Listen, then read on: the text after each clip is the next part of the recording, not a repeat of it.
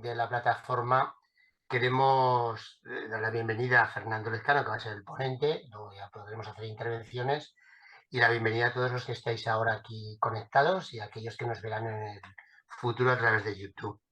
Pues muy agradecido a vuestra asistencia. Va a moderar Josefina Musolén y le doy la palabra para que empiece ya a explicarnos algo Fernando y podamos atender lo que nos comenta y así Josefina ya puede ir moderando. Y repito que muchas gracias por estar aquí y tener esta incorporación también de Fernando, que agradezco mucho. Pues buenas tardes a todos y a todas. Muchas gracias, Fernando, por colaborar con nosotros. Si os parece, el chat también funciona para pedir palabras. Cuando termine la primera intervención, Fernando, me vais pidiendo palabras y según os vaya viendo en el monitor, os voy dando palabras. Fernando Lezcano, que nos acompaña hoy, es un baby boomer, como la mayoría de nosotros, del 58. Y bueno, él nos cuenta que es de Santa Coloma de Gramenet, pero bueno, su padre era de Montañana y hoy hay que poner en valor bueno, esa parte aragonesa de Fernando. Empezó a trabajar a los 16 años en una imprenta, desde muy joven fue sindicalista, primero en CNT y después de una huelga, de la huelga del 78 de artes gráficas, ya pasó a comisiones obreras. A mediados de los años 80 se dedicó a tiempo completo al sindicalismo en la enseñanza, que aquí hay un buen plantel de representantes sindicales de la enseñanza. Tras una huelga que duró 3 meses en la enseñanza pública durante el año 88, se le propuso asumir la Secretaría General de la Federación Estatal de la Enseñanza de Comisiones Obreras, cargo que desempeñó desde el 89 hasta el 2004. Tela marinera. O sea, yo lo he leído varias veces para asumir lo que significa todo ese tiempo delante de esa responsabilidad. Durante años estuvo vinculada a la enseñanza, participó en la constitución del Consejo Escolar de Cataluña, fue miembro del Consejo Escolar del Estado y publicó diversos trabajos referidos a la política educativa y a revistas especializadas. Estuvo en la Ejecutiva Confederal, donde asumió responsabilidades de comunicación y organización hasta octubre del año 21. Al dejar sus responsabilidades confederales, se le nombró como presidente de la Fundación 1 de Mayo, que ejerce en este momento y que como tal nos visita hoy. Y viendo cosas interesantes de la Fundación, ha habido una frase que para empezar el debate me ha parecido interesante. Dice, no en vano, se ha dicho muchas veces que para transformar la realidad es preciso conocerla. De hecho, el propio conocimiento es ya una transformación de la realidad. El conocimiento es análisis, interpretación, toma de posición, perspectiva. En definitiva, el conocimiento, lejos de ser contemplación, es acción. Pues bueno, aquí estamos estos baby boomers todavía intentando tomar esa acción. Con esto le doy la palabra a Fernando y reiterando otra vez las gracias y la bienvenida y después retomamos las palabras. Muchas gracias. Bueno, pues gracias a vosotros y a vosotras por invitarme. Gracias a ti por la presentación. Y si os parece, vamos a intentar corregir la tendencia habitual de las personas que nos hemos dedicado a la actividad sindical durante mucho tiempo, que es a prolongarnos excesivamente en el uso de la palabra con tal de hacer algo más esquemático, seguramente más telegráfico, lógicamente menos profundo, pero que facilite el debate, el contraste de pareceres, porque de eso se trata. Entre otras cosas, porque antes de entrar en materia, lo que os quería trasladar es que vamos a participar de una conversación entre pares en la medida en que estoy absolutamente convencido de que muchas de las cuestiones que yo pueda plantear ahora son un lugar común en nuestras reflexiones cotidianas. No esperéis una visión más académica o por la trayectoria que uno haya podido tener, pues muy pegada a la práctica sindical. Es una reflexión hombre, en la que tiene obviamente mucho que ver el ejercer la presidencia de la Fundación 1 de Mayo, que no en vano es la fundación promovida por la Confederación Sindical de Comisiones Obreras, pero más allá de ahí lo vamos a convertir en una conversación entre amigos y amigas, si os parece bien, ¿no? Bien, cuando se trata de ver cómo nos acercamos al momento actual desde una perspectiva del mundo del trabajo, lo primero que tenemos que tener claro es que no es una aproximación neutra, no es una aproximación pretendidamente equidistante, la que hacemos con respecto a la realidad presente, ¿no? Cómo la analizamos o cómo nos colocamos ante ella, ¿no? Es una visión condicionada por los intereses que tiene la clase trabajadora más en general y en este momento más en particular, ¿no? Es en ese sentido una aproximación, aunque parezca muy pretencioso, una aproximación de clase, de las posiciones de la clase trabajadora.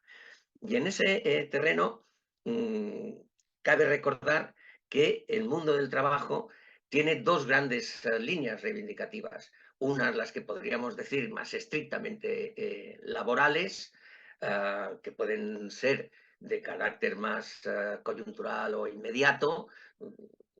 Pongo por caso el incremento de los salarios, la mejora de la calidad del empleo en la lucha por el pleno empleo, que han sido, y la reducción de jornada, que han sido los tres lemas centrales de este reciente 1 de mayo, ¿no?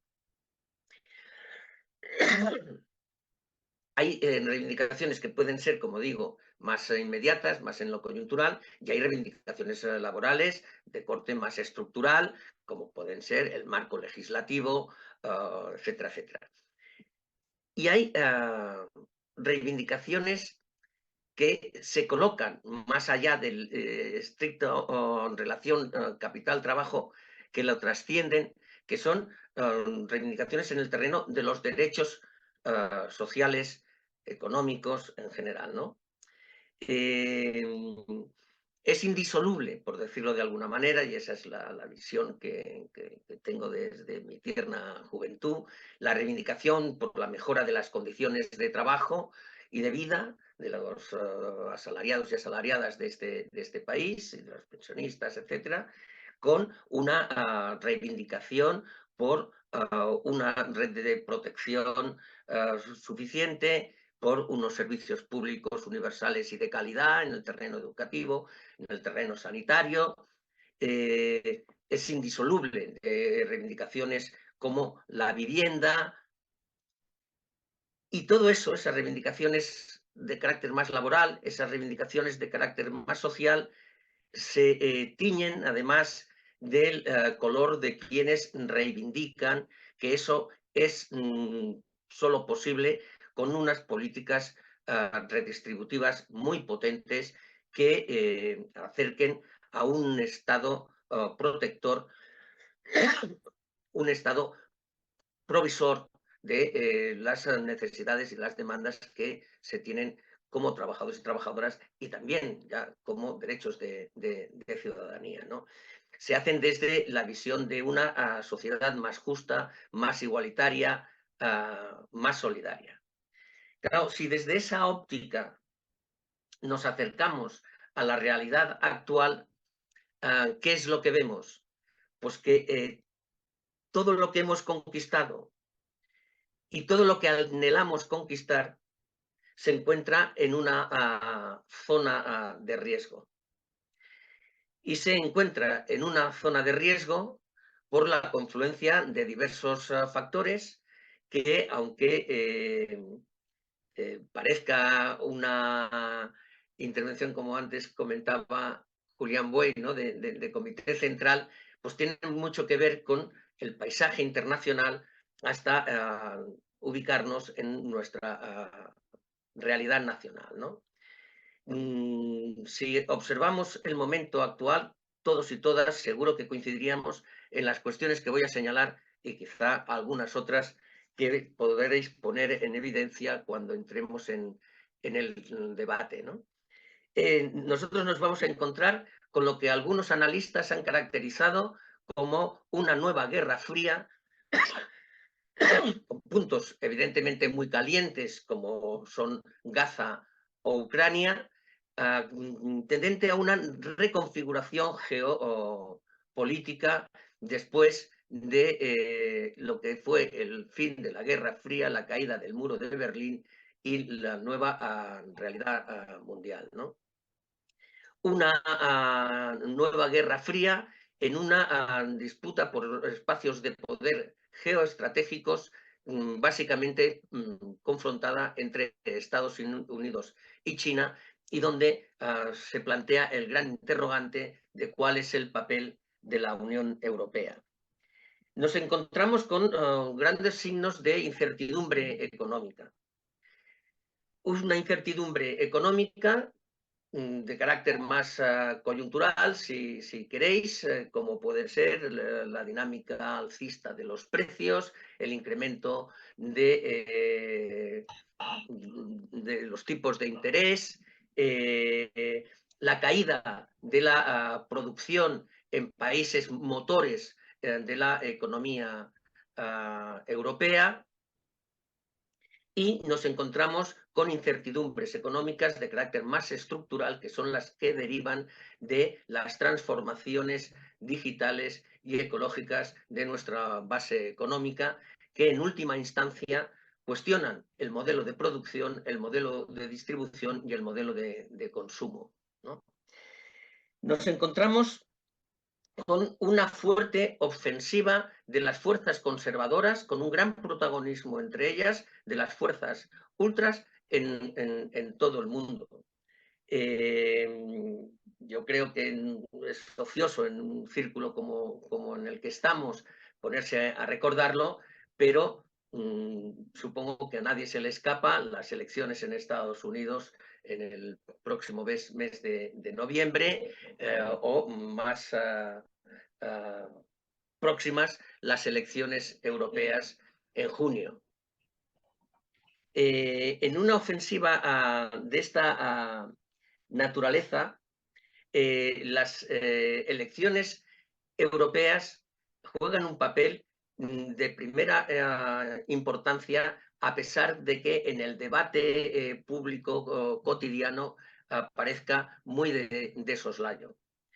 Se juega no lo que ha aparecido, o no solo lo que ha aparecido más frecuentemente en los medios de comunicación, el posible incremento de las fuerzas de la extrema derecha y la posibilidad de que lo que agrupa el Partido Popular Europeo bascule hacia esas fuerzas, rompiendo la tradicional alianza con la socialdemocracia y, por tanto entrando en una nueva senda de gobierno muy alejada de lo que hemos conocido y de lo que deberíamos conocer si aspiramos a una Europa de carácter significativamente distinto, porque prime lo social, las políticas sociales. Nos jugamos eso, por supuesto, nos jugamos eso. Y eso es determinante. Pero no hay que olvidar que nos jugamos, por ejemplo, el volver o no a las políticas de austeridad. El rescatar las políticas de austeridad, considerando que las políticas procíclicas que se pudieron poner en marcha a partir de la pandemia han sido un paréntesis necesariamente olvidable, y hay que volver a las políticas de ajuste. Y nos jugamos en última instancia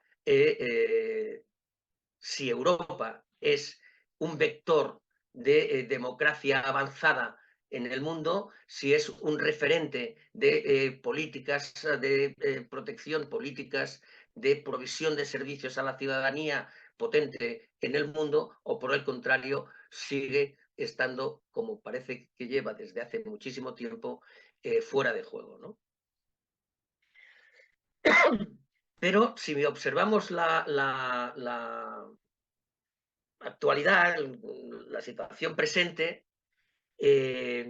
tenemos en el próximo fin de semana, perdón, sí, el próximo domingo, las elecciones en Cataluña.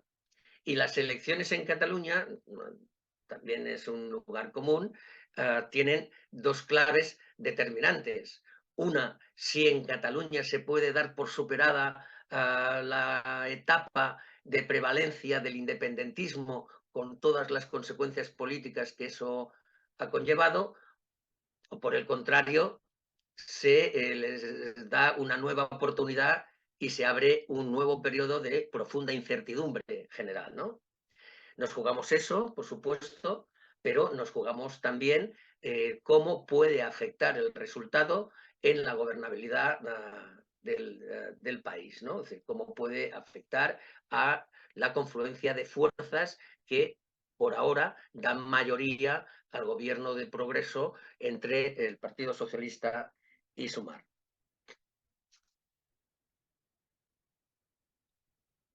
Y nos encontramos en medio de todo ese contexto más general y más cercano, nos encontramos con una ofensiva prolongada en el tiempo de las fuerzas conservadoras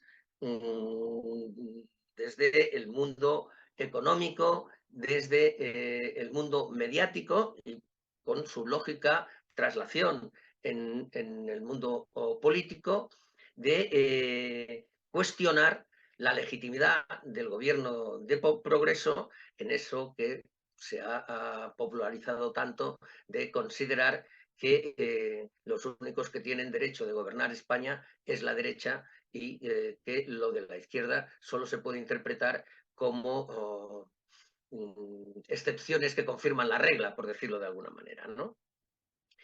Un cerco a un gobierno absolutamente legítimo que es cercado no porque se tengan más o menos simpatías con los líderes políticos del mismo, sino que es cercado porque es el primero en la larga historia después de dar por fin quitada la dictadura, que ha llevado a cabo políticas de progreso realmente existentes.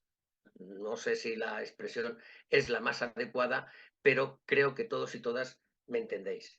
Está siendo cercado porque se ha promovido una reforma laboral sustancialmente distinta a la que promovió la derecha en aspectos tan sensibles como salir al paso de la discrecionalidad de los empresarios en el gobierno de la empresa frente a los intereses de los trabajadores y trabajadoras. Detalles aparentemente tan poco relevantes como este son determinantes en la concepción, ¿no? Es decir, que se ha tenido y que ha inspirado esta reforma laboral. Pero de la misma manera que podemos citar la reforma laboral, podemos citar un buen paquete de medidas que lo que han hecho es ir apuntalando el estado del bienestar después de haber sufrido los estragos que sufrimos con las políticas austericidas de las cuales el gobierno de Rajoy era como el alumno aventajado de los políticos y políticas europeos, ¿no? Esa es la realidad con la que nos encontramos y, por tanto, la conclusión a la que se puede llegar desde una mirada desde el mundo del trabajo es que esa realidad, como antes os decía, es un riesgo cierto para los derechos conquistados y para los derechos por conquistar. De tal suerte que se requiere no solo desde el mundo del trabajo, sino desde el conjunto de actores y actrices del mundo social y político, una acción muy decidida por hacer frente a esta situación, ¿no? ¿A qué me refiero? Me refiero a tres cuestiones que se entenderán con absoluta facilidad. La primera, a ser muy exigentes para que el gobierno a su vez sea muy ofensivo en la consolidación de los derechos que se han ido conquistando y en la regulación de nuevos derechos. Pongo por caso el tema de la vivienda, ¿no? Es decir, hoy mismo se cerraba un acuerdo entre el gobierno, UGT y comisiones obreras sobre el subsidio del despido. Es decir, hay que consolidar lo que se ha conquistado, pero también ser muy ofensivos a la hora de ampliar derechos, de proveer de derechos a la ciudadanía. Hay que ser capaces desde el gobierno y también desde aquellos que tenemos interés en evitar que esta oleada neoconservadora nos inunde, hay que participar del debate de las ideas. Hay que ser muy proactivo en el terreno de la confrontación de las ideas. Yo soy de los que piensa que gran parte de la hegemonía cultural que ha conquistado la derecha y ahora es poleada por la extrema derecha, se debe también a que durante mucho tiempo se ha renunciado desde la izquierda a un debate de las ideas y no solamente no se ha renunciado, sino que en algunas ocasiones nos hemos contagiado no poco del ideario liberal. Recuerdo solamente aquello de que en España es el país donde uno se puede hacer más rico en menos tiempo, del señor Solchaga, o aquello de da igual que el gato o sea blanco o sea negro con tal de que cace ratones, ¿no? Es decir, que es un proceso de asimilación que creo que nos restó fuerza a la hora de participar del debate más ideológico, más cultural, ¿no? Y en última instancia se requiere organización y capacidad de respuesta y de movilización social, ¿no? Mirar, en estos famosos 5 días que conmovieron el país, tan recientes, se ha especulado mucho sobre las motivaciones estrictamente personales y humanas del presidente. Se ha especulado mucho sobre si respondía a una estrategia perfectamente calculada con el horizonte de las elecciones catalanas y europeas. Como uno no se dedica a la especulación periodística, a mí, a fuerza de seros sincero, os diré que me preocupa relativamente poco. A mí lo que me interesa de lo que ha sucedido a lo largo de esos 5 días son 3 cosas. La primera, que no se ha provocado una crisis de gobierno que hubiera sido de funestas consecuencias para todos los progresistas, particularmente los que estamos identificados con los valores del mundo del trabajo, ¿no? En segundo lugar, me ha interesado el saber que había una cierta capacidad de movilización social, se recuperaba una cierta capacidad de respuesta, ¿no? No solamente se estaba poniendo siempre la misma mejilla, ¿no? Había capacidad de...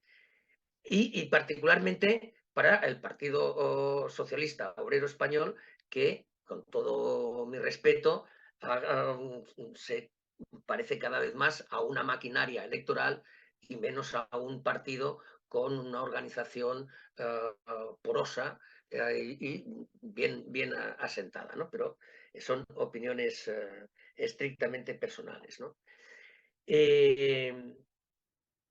Decía que me ha interesado porque hemos evitado una crisis de gobierno, porque se ha demostrado capacidad de organización y porque se intuye capacidad de respuesta en lo político y en lo ideológico. cuando se plantea la posibilidad de acometer la reforma de la elección del Consejo del Poder Judicial, o cuando se plantea la necesidad de profundizar en la regeneración democrática, se pasa también a la ofensiva, no solamente en el terreno estrictamente político, sino también en el terreno del debate de las ideas. Yo me quedo con esas tres cuestiones de lo que han sido estos 5 días que conmocionaron el mundo, al menos nuestro país, y considero que es bueno extraer una lectura estimulante, animadora, ¿no? de la acción, ¿no? Porque de eso es de lo que se trata. Me ha gustado mucho la cita con la que se ha empezado la presentación de esta charla, porque efectivamente creo que todos y todas tendríamos que intentar apartarnos cada vez más de las charlas de café y acercarnos cada vez más a ser agentes estimulantes, protagonistas de la acción, porque de eso se trata, aunque estemos en orden disperso, ¿no? Se trata de ir ¿no? sembrando, ¿no? semillas de unión, de confluencia, con tal de que cada una de esos pequeños grupos que se puedan ir dinamizando puedan ser actores de esa reivindicación más social, de esa reivindicación más política y sobre todo actores en una confrontación en la que es determinante pararle los pies a la derecha y a la extrema derecha, ¿no? Y con eso lo dejo y charlamos.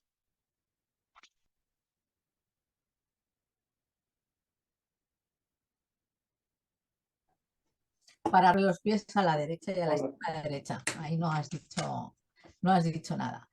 Yo he recogido algunas cosas y antes de dar la palabra me gustaría solamente reproducirlas tal cual las has dicho tú. Conciencia de clase, zona de riesgo, guerra fría, reconfiguración geopolítica, las fuerzas sustras, volver al austericidio, ofensiva, fuerzas conservadoras, reforma laboral, esta reforma laboral, capacidad de respuesta y regeneración democrática. Y antes de dar la palabra, creo que el primero que le ha pedido ha sido José Luis, me gustaría, yo que siempre tengo que dar el toque feminista, recordar a Simone de Beauvoir, ¿no? Y el no olvidéis jamás que bastará una crisis política o económica o religiosa para perder los derechos como mujeres, pero también como trabajadoras, vuelvan a ser cuestionados. Esos derechos nunca han de ser, estos derechos nunca han de ser adquiridos, deben ser permanentemente vigilados en nuestra vida. Y yo creo que a la clase trabajadora, que no sé si ahora sabe que es clase trabajadora, esto habría que dejárselo claro, lo de la conciencia de clase. José Luis, abre tu micrófono. Perdón. Que no te he visto. Hola, no encuentro dónde pedir la palabra porque no me aparece esa opción. A ver, tienes la posibilidad de darle a una manita que se levanta o si no... Es que no me aparece la mano. Espera, que te digo. Ay. Y disculpen. Bueno, yo ya te tomo nota, Rafael, de que quieres pedir palabra. Vale. Se la doy a José Luis, que la ha pedido primero, Ajá. y después tú, ¿vale? Gracias. Adelante, José Luis. Buenas tardes. ¿Se oye ahora? Sí. Sí. Vale. Bueno, te decía, Fernando, que gracias por la charla. Como siempre has dado una exposición muy buena. Pero yo te quería llevar la contraria en un momento, una cosa. Tú has dicho el tema de que el gobierno debe estar a la ofensiva en el tema de la consolidación de los derechos, pero a mí me preocupan las noticias que estamos teniendo los últimos días, en la que algo que nos temíamos, y era que la patronal manejase a PNV y Junts en contra de cualquier tema laboral, está ya sucediendo. Es decir, el tema de que pudiesen participar en los consejos de administración ha sido tumbado gracias a ellos. Además, Santi Llure se presumió de que su visita a Puigdemont en Francia había sido útil precisamente por esto.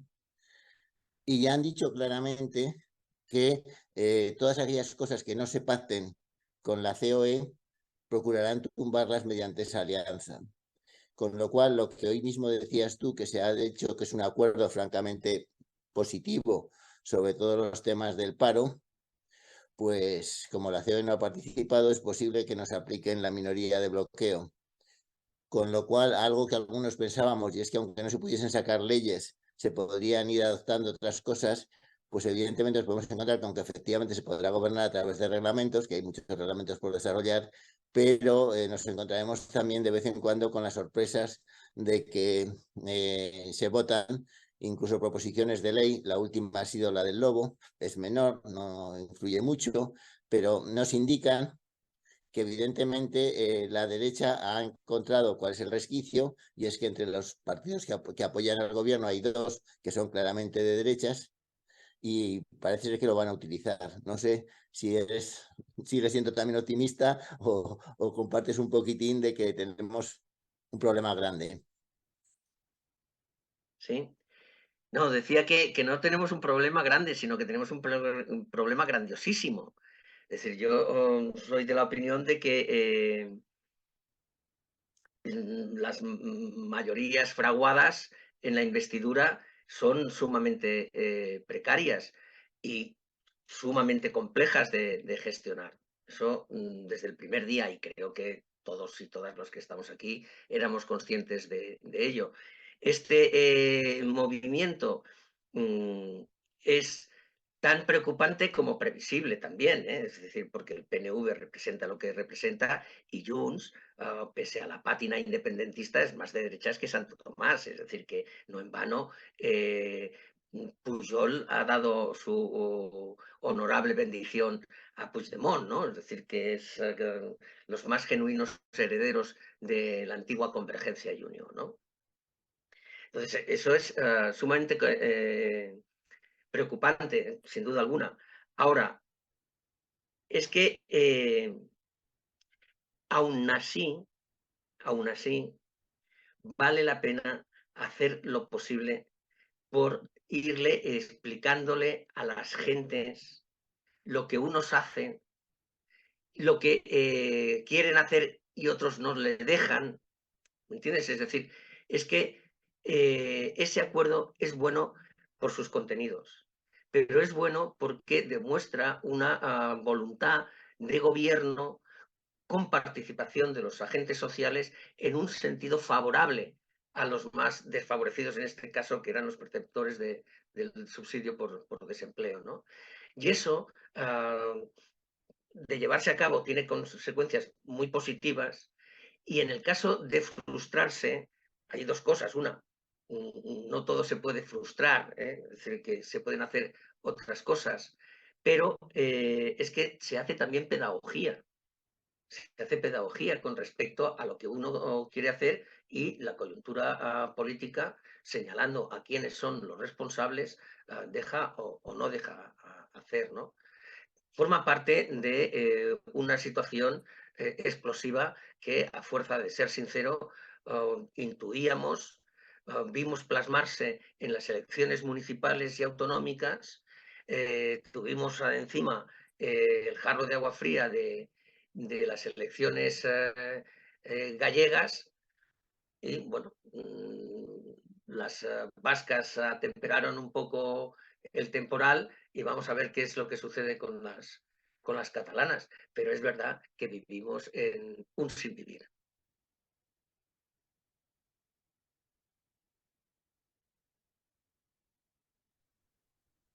Rafael, abre el micrófono y siguiente intervención.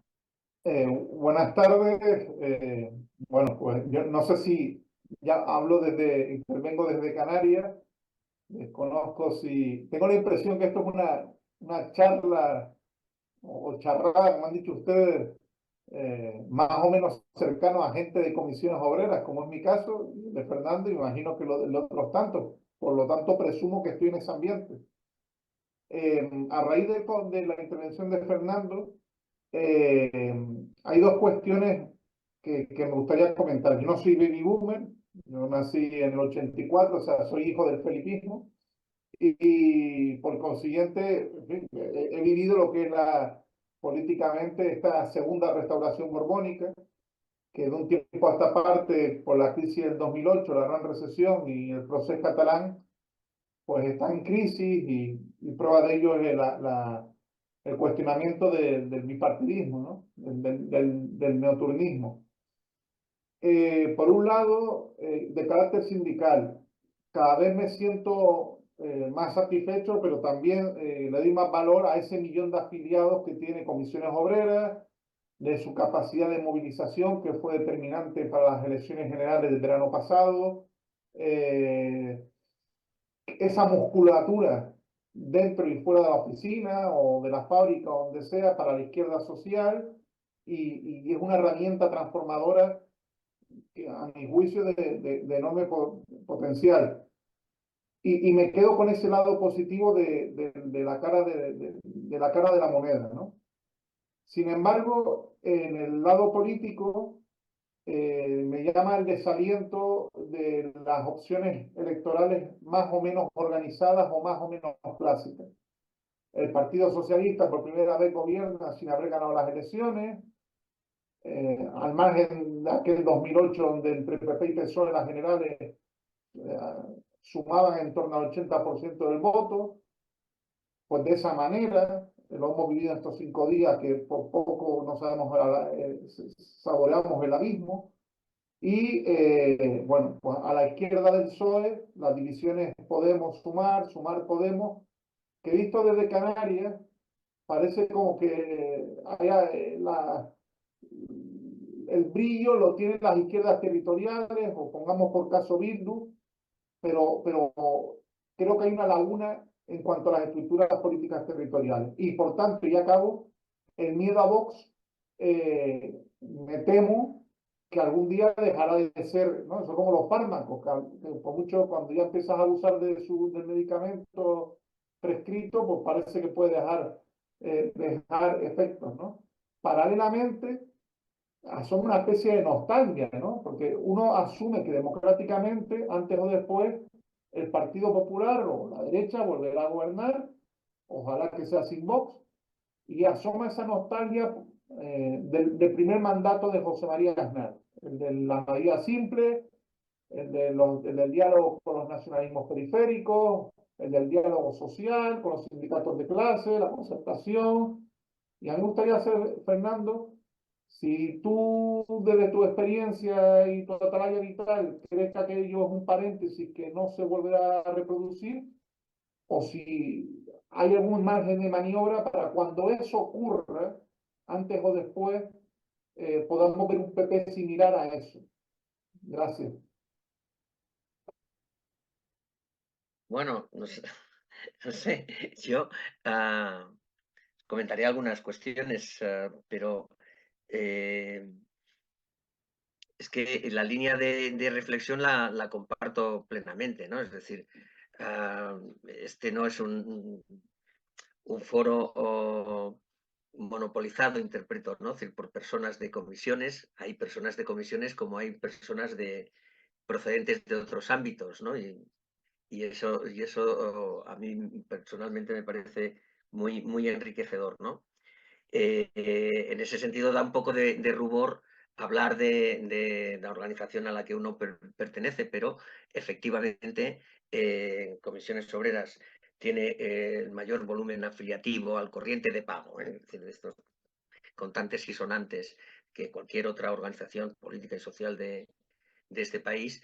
Y si me apuras, más que el volumen afiliativo, es muy significativo la red de delegados y delegadas que obtiene en este ciclo electoral que acaba de finalizar, porque tiene más de 100.000 personas que han aceptado y han sido votadas por sus compañeros y compañeras en los centros de trabajo para que les representen bajo las siglas de de comisiones obreras, ¿no? Eso da una presencia en todos los sectores de la producción y los servicios y en todos los ámbitos territoriales muy, muy potente, ¿no? También con nuestras debilidades, cosa que no viene al caso, pero por ser justos, ¿no? Y entiendo políticamente el desaliento, porque la situación efectivamente es muy, muy precaria y, como antes comentábamos, no invita al optimismo, ¿no? Es decir, al contrario, uno está con el corazón en vilo permanentemente, ¿no? Nunca sabe qué puede pasar en cuestión de días, ¿no? Porque la ofensiva que se está sufriendo es muy, muy descarnada. Es decir, a mí me parece casi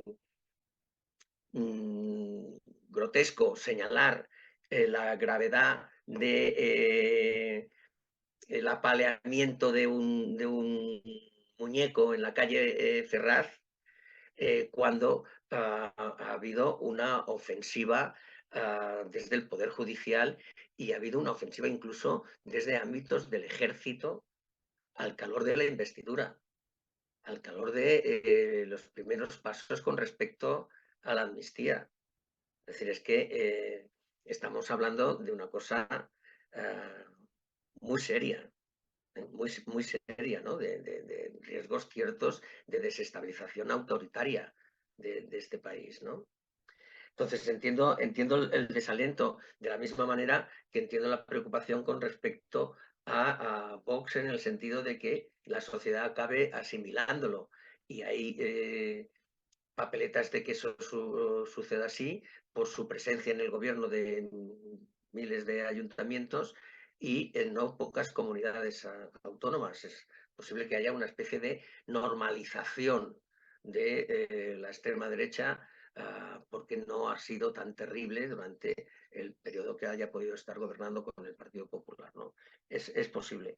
Ahí más que preocuparme eso, me preocupa algo que hemos visto todos y todas, ¿no?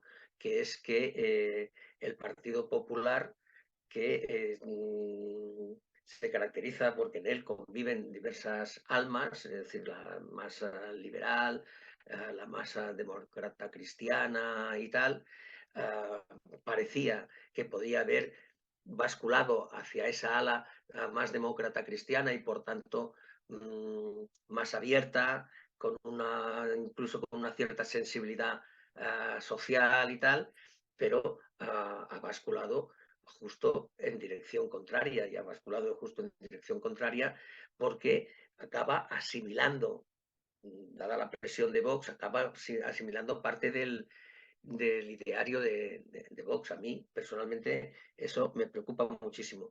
Y no sé si es repetible un gobierno como el primero de la etapa de Aznar.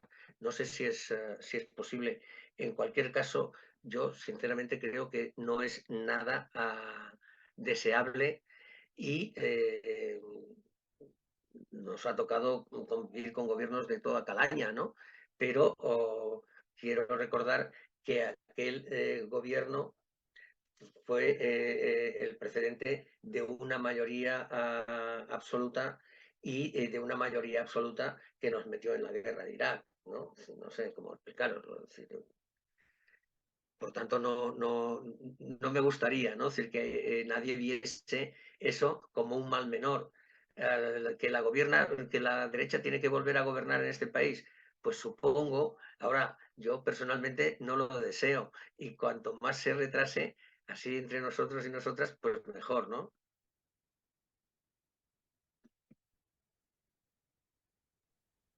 Que así sea, que se retrase. Juan Carlos ha pedido la palabra. Sí, no, es que como estamos hablando de la actualidad, voy a hacer un poquito de introducción en la actualidad política, estoy de acuerdo o en desacuerdo en algún tema y me centraré en la laboral, que no estamos hablando de la realidad laboral, que es más positiva que la política. Estamos viendo que, decir, que en este momento la política es un desastre, hay un intento de derribo de un gobierno por tierra, mar y aire, es evidente, este Partido Popular no es de fiar, ni será de fiar en el futuro. Yo creo que el Partido Popular no solo se ha echado al monte, sino que está cómodo en el monte con Vox. Por lo menos en Aragón yo así lo veo. Aparte del desastre, yo como vivo y convivo todavía sindicalmente con nuevos gerentes del Partido Popular en las instituciones, creo que son bastante inexpertos y muy arrogantes. Ya lo he vivido esto con Podemos también. Inexpertos y muy arrogantes. Digo, porque en los dos casos me he sentido muy incómodo. No es el Partido Popular que yo estaba acostumbrado, de moderado y de tal. Son otros. Y no son de fiar. Están muy cómodos en las posiciones de Vox. De hecho, en Aragón, el primero que sale es el presidente Azcón a defender los postulados reaccionarios de Vox. Es así. Por lo tanto, no son de fiar. Yo digo, voy a destacar que en lo laboral y en lo social estamos muy bien. Que no sé si lo vendemos o no sabemos venderlo, otros medios de comunicación están en contra de este gobierno. Estamos en más de 21 millones de personas trabajando en alta seguridad social, con mejora posiblemente de sus empleos. Estamos en un momento económico estupendo, no lo vendemos. Ni la derecha de este país soñaba en un momento tan de prosperidad económica incluso para ellos, ¿no? Es decir, estamos en un momento estupendo, no lo vendemos o no sabemos transmitirlo. Falta el empujón, que salimos el 1 de mayo y seguimos teniendo que seguir empujando en que los salarios tienen que mejorar, porque la calidad de la vida es la que es. También es tremendamente cara y eso tiene un propósito político, además de la situación mundial, de guerras y de tal.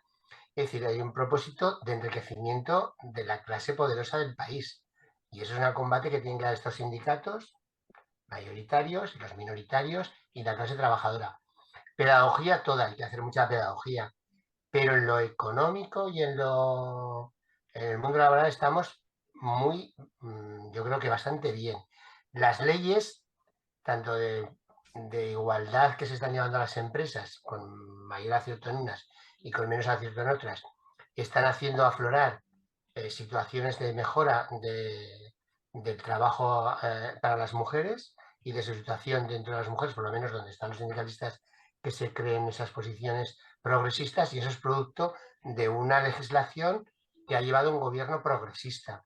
Lo mismo nos pasa con la reforma laboral, que ha dado estabilidad, como también con el salario mínimo, que su crecimiento no ha generado desempleo, sino que todo lo contrario, lo que ha generado es empleo y dan más seguridad. Nos falta y hay que rematar con especializar o volver a traer personas que se han marchado de España, que son los más especializados. Nos falta ese empujón y no llegar a ser el mundo de los camareros, ¿no? Que es otro problema que tiene este país de siempre, que el sector servicios es el que está tirando de la actividad. Pero estamos como nunca en el mundo laboral. Y yo ahí hago una reflexión que es muy personal, es decir, yo prefiero a Yolanda Díaz de ministra de Trabajo y me encanta cuando trabaja y cuenta y dice y transmite como ministra de Trabajo sus posiciones, porque eso sí que es pedagogía para la clase trabajadora. Uno de los nuestros o una de las nuestros está llevando la política económica o laboral de la clase trabajadora al Consejo de Ministros. Y lo estaba llevando hasta que nos metimos en el marrón de Sumar y Podemos con bronca, lo estaba llevando también al terreno político. Pero ahí estamos más débiles, en el terreno político, porque Podemos, yo creo que es un lastre para Sumar hasta que desaparezca, lo cual agradeceré eternamente. Esto es una reflexión muy personal, para que Sumar vuelva a tener un empujón político. Yo ya que prefiero a Yolanda de ministra de Trabajo que de secretaria general de Sumar. Pero bueno, ahí estamos. Y eso es lo que yo quería aportar, que estamos bastante bien y hay que saberlo vender en el mundo laboral y en el empleo, ¿no? Principalmente, con todas sus carencias. Pero estamos como nunca. Y eso lo ha hecho un gobierno progresista.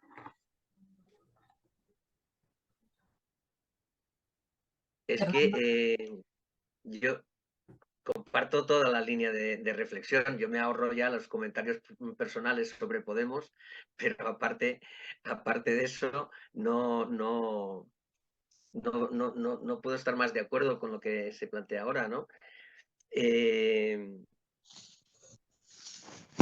la política laboral quedan muchas cosas que hacer, pero puestas las cosas como están, ya lo que se pone en evidencia es la necesidad de preservar todo lo que se ha conquistado porque, como se decía por parte de Juan Carlos, lo que se ha conseguido es mucho en muy poco tiempo, comparados con periodos precedentes. Y comparto la idea de que hay que poder hacer pedagogía y hay que convertirse en difusores, divulgadores de esa realidad, porque será propio de las sociedades opulentas o no, pero da la sensación de que aquí los avances la gente los asimila con una porosidad espantosa, ¿no? Es decir, una cosa sorprendente, es decir, es como si se le debiesen, ¿no? Todos los avances, todos los derechos que se van consiguiendo, parece que la gente los viva como eso, ¿no? Es que yo ya me lo merecía, ya hacía falta, ya vienen tardando, ¿no? En fin, y en cambio, las cuestiones más negativas y tal se señalan con una saña digna del mejor cainismo, ¿no? Es decir, que es una situación muy curiosa que requiere, sobre todo eso, mucha pedagogía, porque comparto la línea de reflexión. Bueno, tenemos dos palabras pedidas. En principio Manuel y después José Luis. ¿Alguna palabra más por ir después ya recogiendo un poco todo y poder empezar ya a pensar en terminar? Manuel. En línea con las dos últimas intervenciones, bueno, con la intervención de Juan Carlos y la respuesta de Fernando, ¿no? Y también en línea con uno de los ejes de actuación importantes que nos ha planteado Fernando, que es el avanzar en la proactividad en la confrontación de las ideas. Yo creo que en todos los frentes en donde estemos, y nosotros pues estamos en frentes, diversos frentes sindicales, políticos o como ciudadanos simples de a pie, tenemos que hacer todo lo que podamos hacer. Y estoy parafraseando, cada uno que haga lo que pueda hacer, ¿no? Parafraseando Aznar, pero desde nuestro lado de la trinchera, ¿no?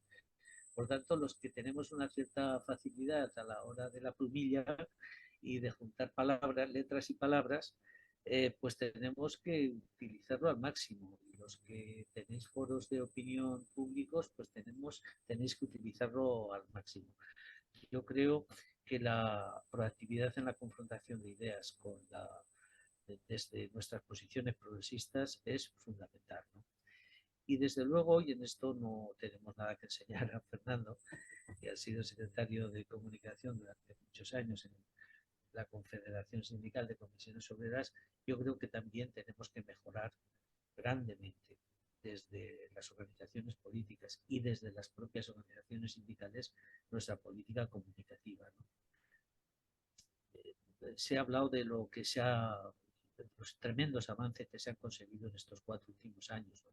Se ha hablado de la reforma laboral y de ese récord histórico que se ha alcanzado de más de 21 millones de trabajadores, de los cuales un porcentaje muy importante, nunca visto hasta ahora, son de trabajadores fijos, de los cuales un porcentaje muy importante son trabajadores fijos en los jóvenes menores de 30 años, cuya temporalidad hace un tiempo era más del doble de la que es actualmente, ¿no? Se ha hablado del importante incremento del salario mínimo interprofesional. Se ha hablado del gran acuerdo que se ha conseguido hoy sobre el subsidio del desempleo. Se ha hablado del ingreso mínimo vital, o se puede hablar del ingreso mínimo vital, del aumento de las becas para los jóvenes, del incremento de las pensiones de los que somos pensionistas en estos 2 últimos años al 12%, al 12 y pico por ciento, con arreglo al IPC. Del más de 1 millón de personas que tienen un abono para el transporte gratuito, ¿no? Entonces, todo esto que se ha realizado por parte del gobierno progresista y que gran parte y que algunas de estas medidas se han realizado con concertación social, con los agentes sociales y en particular con las grandes confederaciones sindicales de comisiones obreras y la UGT, hay que venderlo mejor, o hay que venderlo de otra manera, o hay que presentarlo de otra manera. Yo no sé, Fernando, política comunicativa a tope, pero solamente con política comunicativa. Es decir, ¿cómo es posible que si nos han aumentado a los pensionistas y el salario mínimo, etcétera, esos porcentajes, cómo es posible que no haya una memoria mínima de estos últimos años que nos haga pensar que con la derecha el incremento de la pensión era del 0,25%, y por tanto, ¿cómo es posible que haya todavía tantos millones de pensionistas que voten a la derecha, ¿no? O cómo es posible que tantos trabajadores de las cadenas de producción voten incluso a la extrema derecha, porque priman sobre ellos cuestiones, por ejemplo, relacionadas con el anticatalanismo. Aquí en Aragón se percibe con nitidez en muchos compañeros trabajadores que las mejoras sociales y laborales que ellos están percibiendo, ¿no? Es decir, a mí me preocupa que no sepamos vender, desde luego, todos los avances y todas las consecuciones. Me preocupa, como decía Juan Carlos, la división en la izquierda, a la izquierda del Partido Socialista, porque nos lleva, me preocupan, y eso afortunadamente en este casi año que lleva el actual gobierno progresista, la verdad es que a los pobres no les ha dado tiempo, pues no hayan salido a la luz tan apenas confrontaciones dentro del gobierno, cosa que sí ocurría en los inicios del gobierno progresista, ¿no?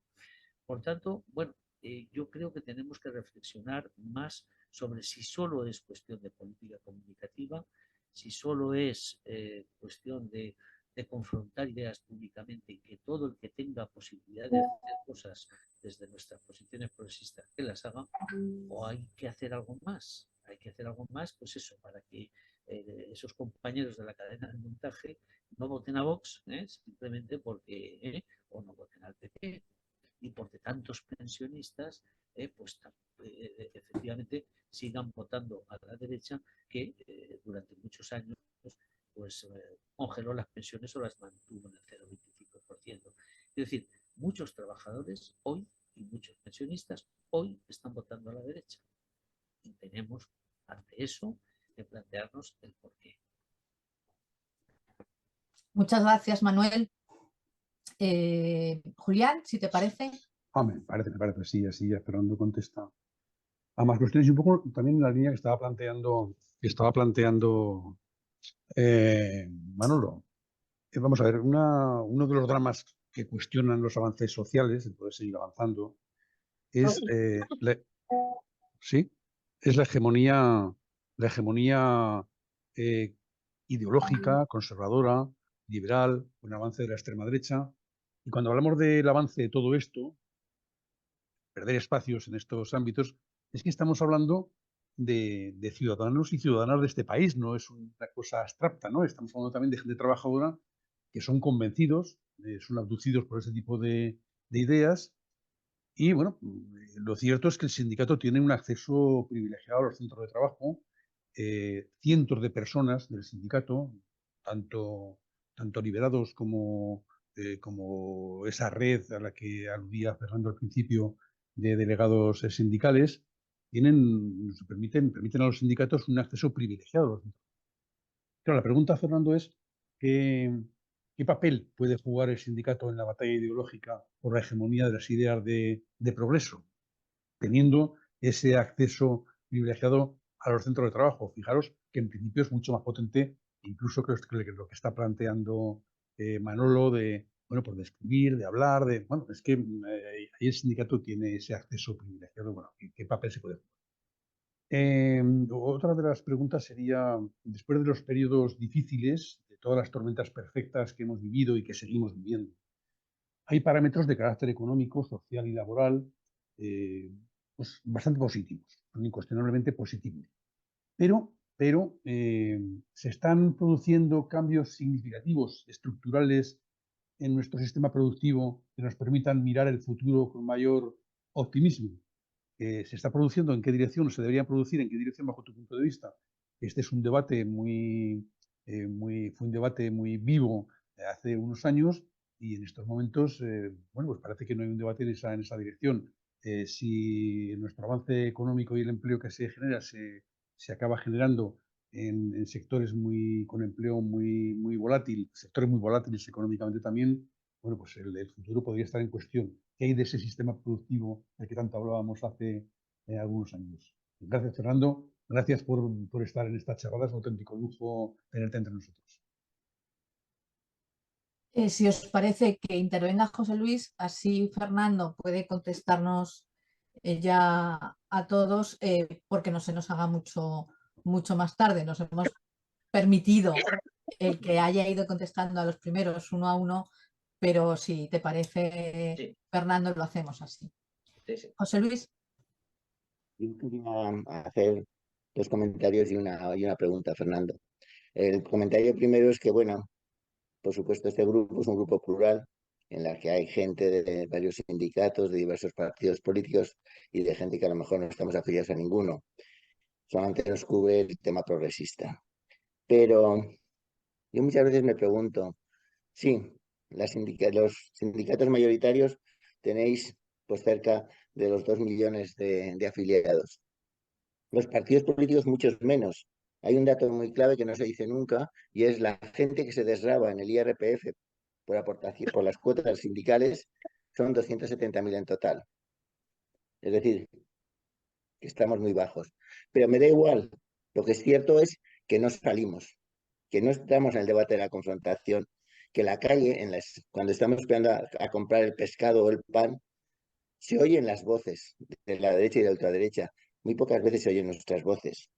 Entonces, yo creo que hemos dado por perdida esa batalla y la retomamos o desde luego estamos desaparecidos. La pregunta que te quería hacer es porque ha sido el 1 de mayo hace muy poco y a mí siempre hay una cifra que me escandaliza totalmente, que es la de los muertos en accidentes de trabajo. Estamos teniendo prácticamente 2 muertes diarias. De ellas, uno prácticamente en el puesto de trabajo. Y aunque es cierto que no estamos como estábamos hace 20 años, pero de todas formas es intolerable.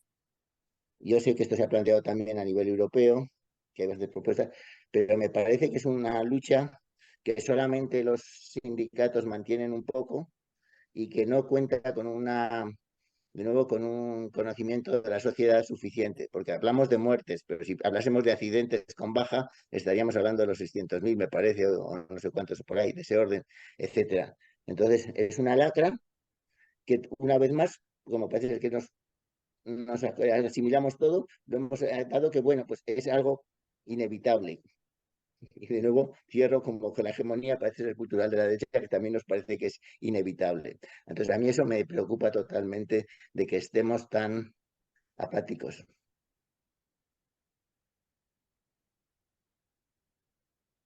Ay, no sé si alguien más va a querer intervenir. Si no, bueno, me gustaría decir, aparte de que muchísimas gracias a todos por la participación y muchísimas gracias a Fernando, ya le dejo a él que finalice.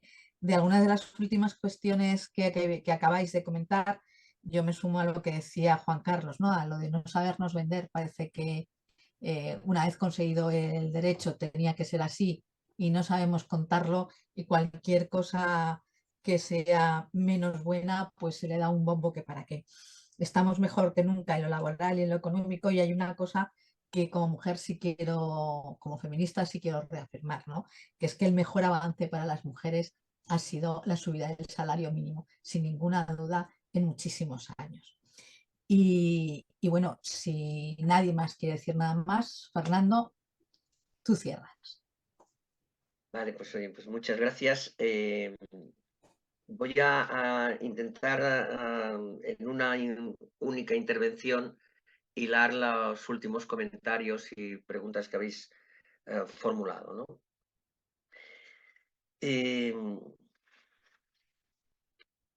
Hay una idea general que nos recorre a todos y todas, ¿no? Y es que valoramos mucho la acción de gobierno en lo que a políticas laborales y por extensión sociales se refiere, ¿no? Y nos lamentamos, ¿no?, de que eso no sea más conocido y por tanto más valorado por parte de la sociedad, de suerte que se pudiese ir ampliando, ¿no?, las unanimidades en torno a la gestión del gobierno en esos ámbitos y, por tanto, apartando gentes de la influencia de la derecha y de la extrema derecha, ¿no? Claro, el problema es sumamente complejo, ¿eh? El problema de resolver esa ecuación de cómo es posible que haya políticas progresistas y la gente no las valore y, al contrario, hasta las menosprecie, es muy complejo. Y solo tenéis que pensar que los aparatos de los partidos políticos y el ámbito mediático tiene gentes dedicadas a reflexionar sobre eso permanentemente, tiene equipos de profesionales al respecto.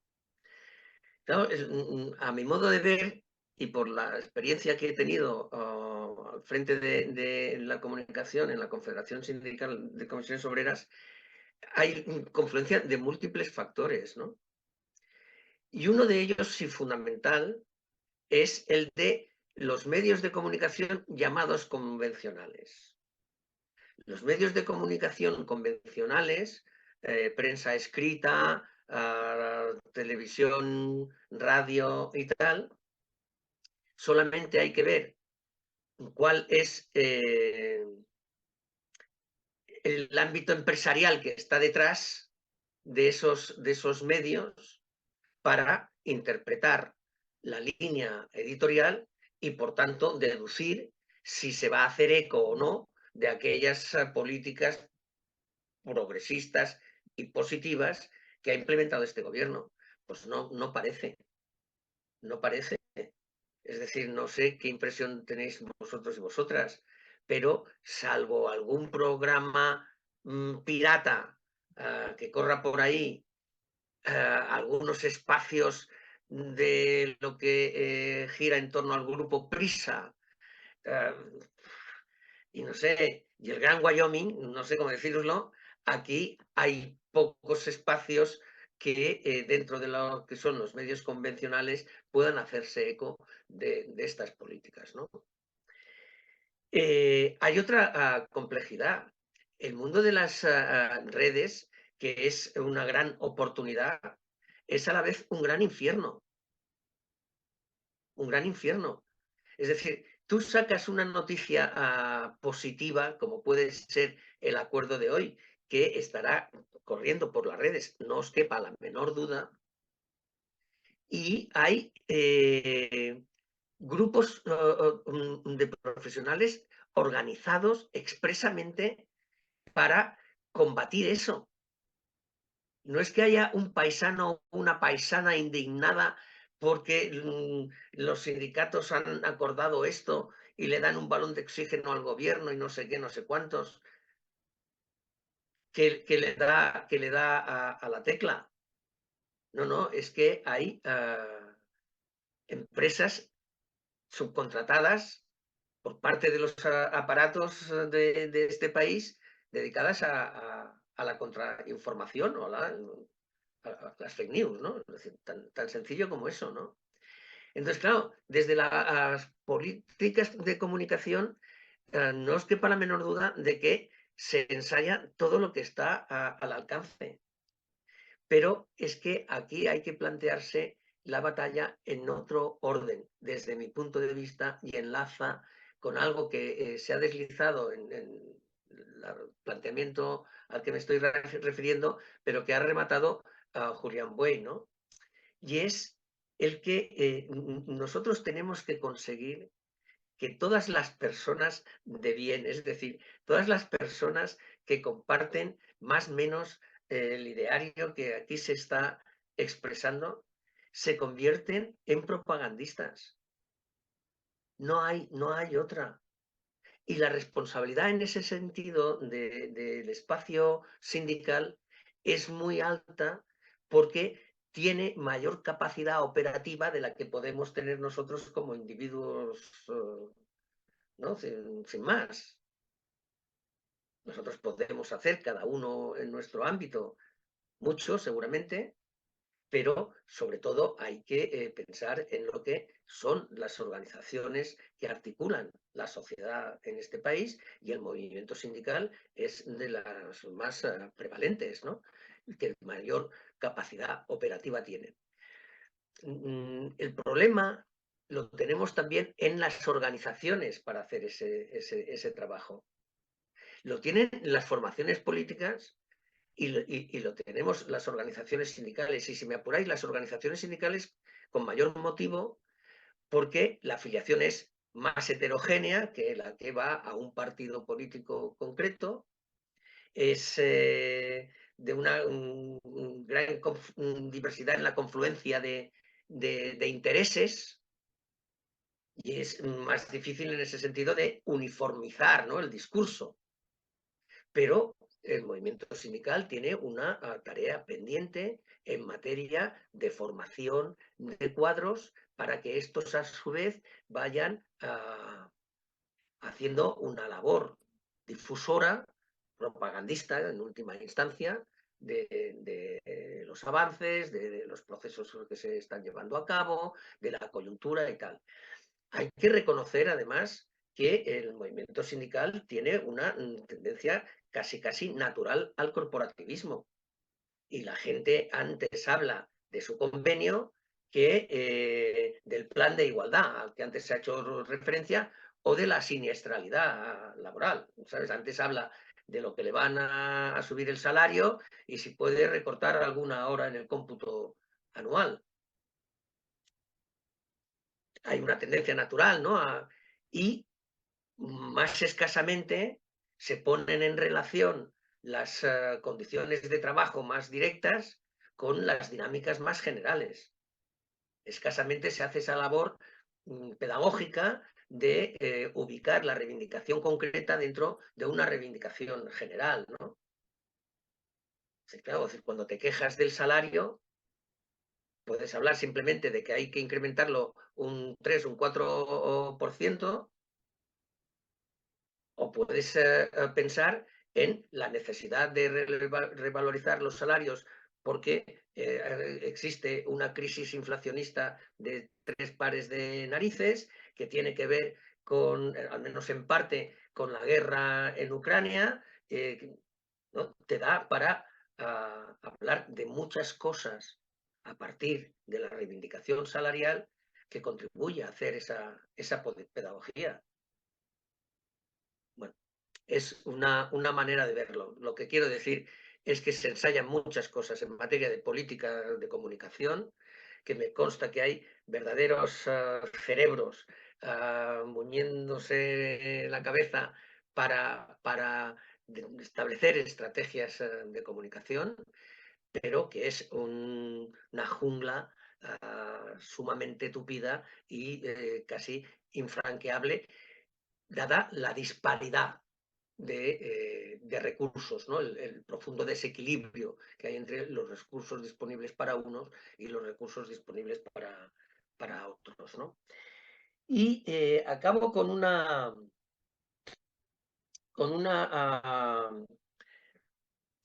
bueno, no sé si es una novedad, pero para mí lo fue hace relativamente poco y muy, muy interesante, ¿no?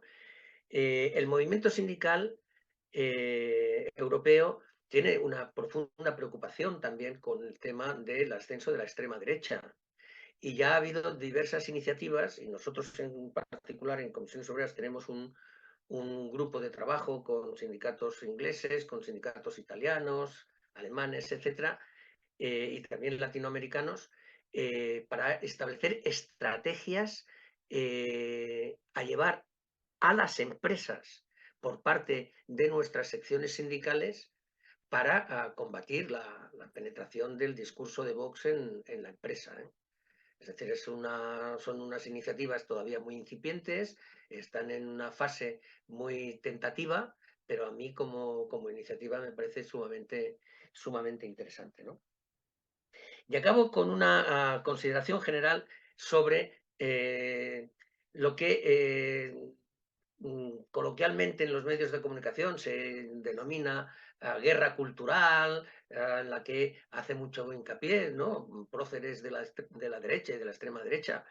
Por ejemplo, la señora Ayuso, que concita esas dos personalidades, pero que no deja de ser la histórica lucha por la hegemonía cultural de la que hablaba Gramsci, ¿no?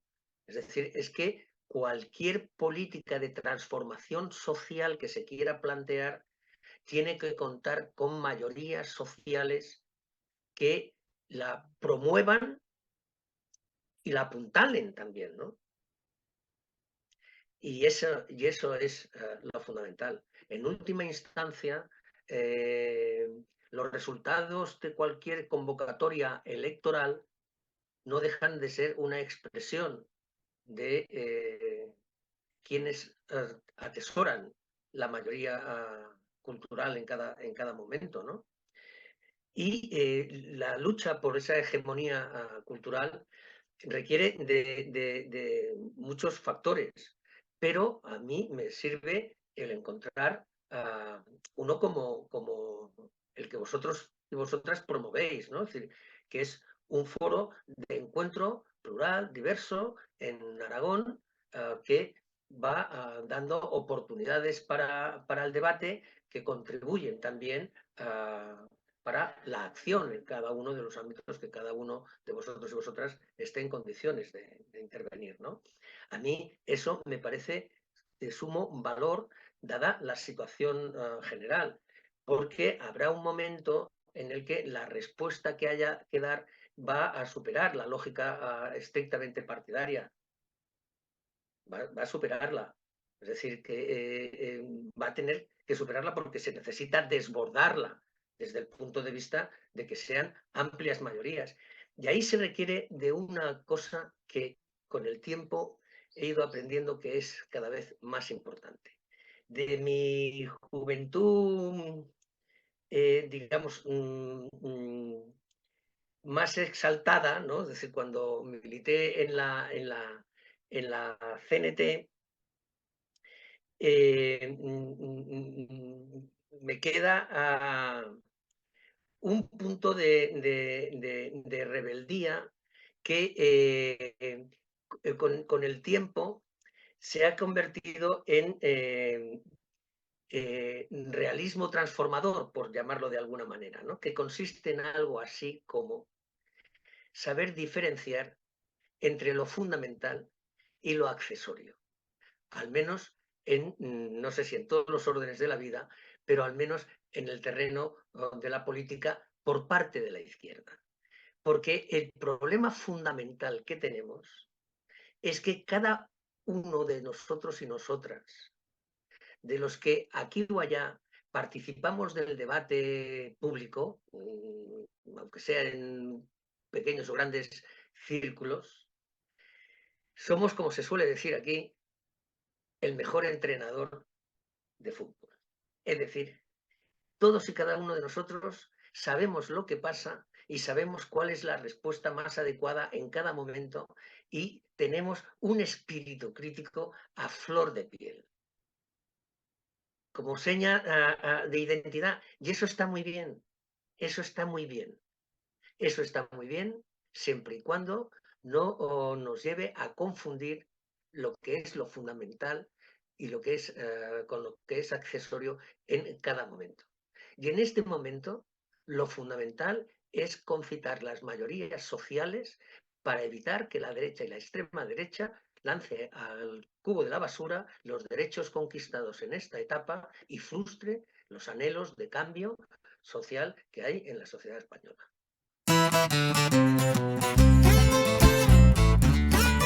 Aquí lo dejamos, ¿sí? Una charrada. Chao. Gracias a todos.